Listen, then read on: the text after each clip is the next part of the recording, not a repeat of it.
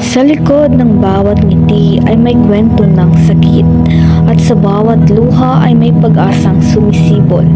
Ito ang kwento ng isang ina, isang kwento ng hirap, tapang at muling pagbangon.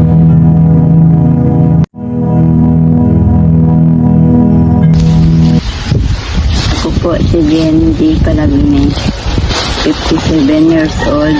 Isa po akong single parent sa dalawa kong anak na babae at lalaki. Isa po akong single parent since 2001. Iniwan pa ako ng bana ko ng gagmay pa ang mga bata, 5 katuig. Ang babae, ang lalaki, 4 katuig. Ako lang nagpa-eskwela sa ila. Isang gagmay wala din siya may buligan. Kapang labalang ko para makabulig sa ila pa eskwela para makatapos sila hasta elementary high school.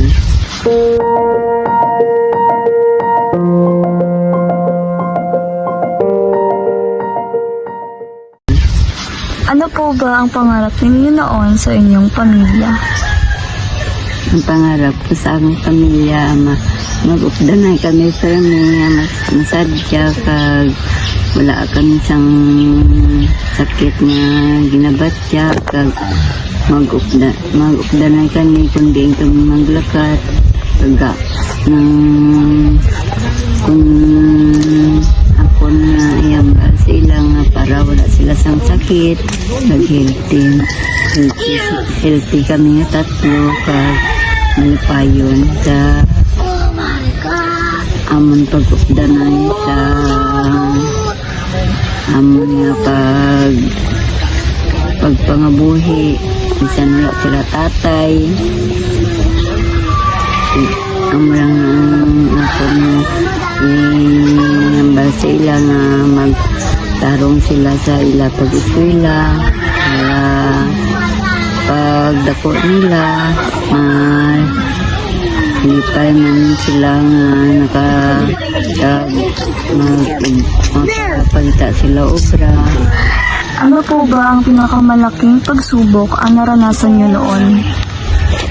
Ang gaupdanay pa kami sa akong labana nang wala siya obra, sige lang siya kainom. Tapos nang ako kay wala man ko obra kay gagmay pa man ang mga bata nang ginabayaan niya kami permi.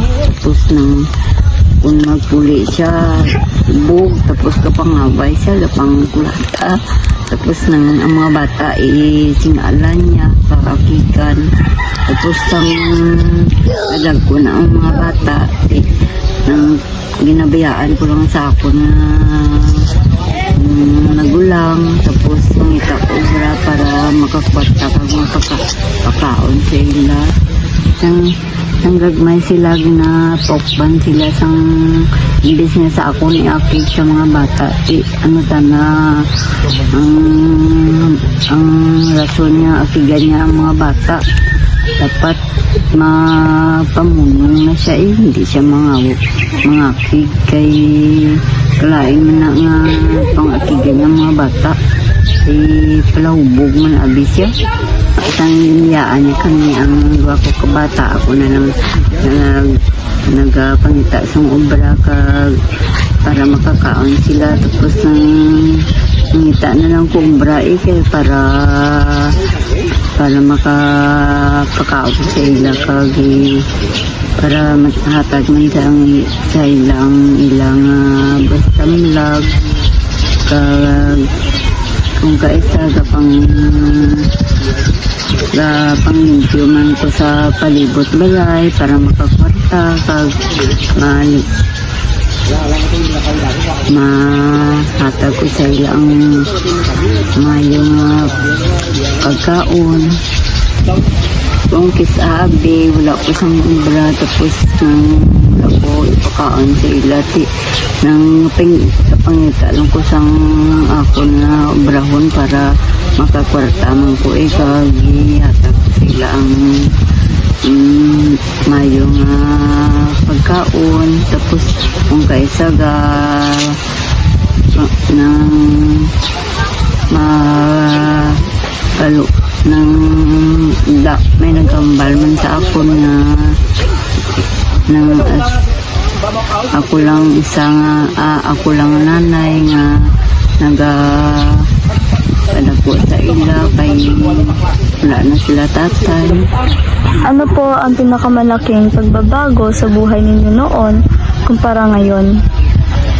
Dito ang hindi kami sa bakal sang amon gusto nga pagkaon kay pigado lang kami, tapos ang amon nga balay luton, tapos nang natubo pagid ang sin kay mag-ulan igapahigad lang kami kay hindi kami katulog tapos pinakuha ko lang ang mga bata pag magpahigad kami, tapos kung kaysa ang aming pagkaon hindi naman mabakal kay pigado lang kami, hindi kami kakaon sang namin, pero subong mabakal na naman ang aming gusto nga pagkaon kay may ubra na, tapos ang ila gusto nga bakulon nga mga pagkaon nga manamit makaon na nila kay may ubra naman ko, tapos ang among balay sa ito nga lusbuton inpakayo ko naman ang among balay kaya para namin man among pag-star kag ang mga ginparinobate ko naman ang among balay para nami amon nga pag-star kag para di nung kumuya nga sa ilang permi lang kami balin-balin sa among tulugan sa itong lusgot pa among balay sa gatulo. Ano po ang maipapayo ninyo sa ibang ina na nakaranas din ng karanasan gaya sa inyo? Ang ako ng mambal as a single parent, dapat magpakabaskog ka mo sa inyong kabataan kag hindi nyo papabayaan para nami ang inyong opdanay kag mga mundo lang ta sa Ginoo nga hindi ka pagpabayaan kag buligan katumi ang ating kaugalingon nga mahilta ating lawas para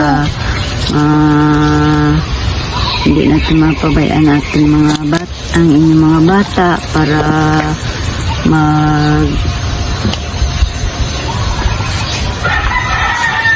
magmalipayon sila nga maupod ninyo. Sa bawat pagsubok na kanyang hinarap, pinatunayan ng isang ina na ang tunay na lakas ay hindi nasusukat sa kawalan ng sakit, kundi sa kakayahang bumangon at magpatuloy. Ang kanyang kwento ay paalala na kahit gaano man kabigat ang buhay, may liwanag na naghihintay sa dulo ng dilim.